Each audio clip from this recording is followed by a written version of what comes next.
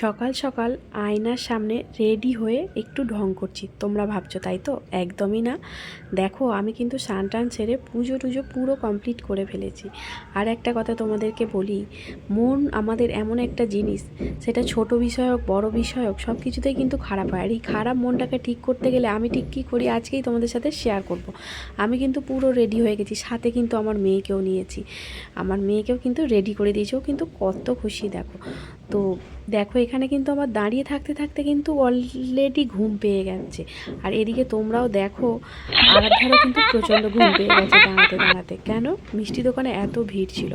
তো অবশেষে আমরা সেই শান্তির জায়গায় পৌঁছালাম, মায়ের মন্দিরে মায়ের দর্শন করতে। এটা ছিল বজবজ কালীবাড়ির মন্দিরে। আমার যখন মন খারাপ হয়, মন না ভালো থাকে, আমি সোজা চলে যাই মায়ের মন্দিরে।